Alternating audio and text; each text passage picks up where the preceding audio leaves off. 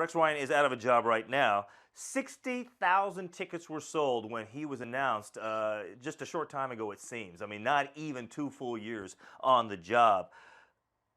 We know that not since the early 1990s has this team made it into the postseason. Why did this not work for Rex Ryan and the Buffalo Bills?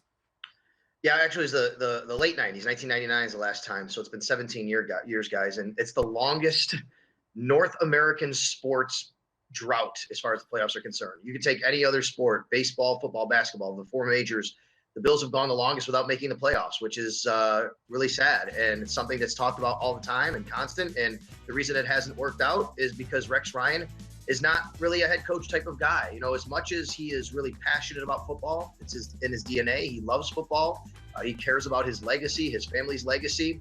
When it comes down to it, he's not a guy that is really detail oriented. He's not a day-to-day grind type of guy. You know, and I've said this on the radio lately, and this is not a cheap shot at all. I think this is just tries to encapsulate it because I think I liked Rex Ryan a lot for Buffalo reasons, but for being here and what he represented for us. But Rex Ryan was in love with being a football coach. I don't think he was in love with actually coaching football on a day-to-day basis and what it took to actually be great. Sal, why now? I mean, was this a decision with, Rex Ryan just basically saying, well, if I don't have any guarantee I'm coming back next year, don't let me walk the plank and coach this last game in New York. Why fire him now as opposed to letting him coach out the season?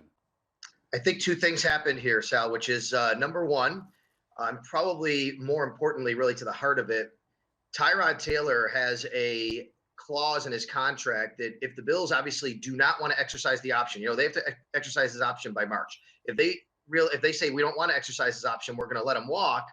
If he were to get hurt now and his injury bled into March, they would still have to pay him the guaranteed money on that deal. So basically, they don't want him to play, and Rex Ryan was going to play him. And I think that came to a head yesterday where he said, look, I'm trying to win.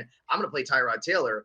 And the organization probably said, well, we can't have you play Tyrod Taylor because if he gets hurt, even if we decide not to keep him, we got to pay him that guaranteed money. So I think that was part of the issue. But I think an underlying issue, too, is here. Rex Ryan is very, very prideful of his son, who's a wide receiver and the holder at Clemson.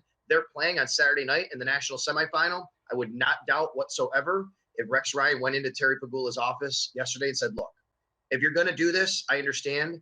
But please do it now so that I can go watch my son play football for the national semifinal. He's a senior. It might be his last ever college football game. And I also don't want to be a dead man walking back at MetLife Stadium in that particular environment, in that situation.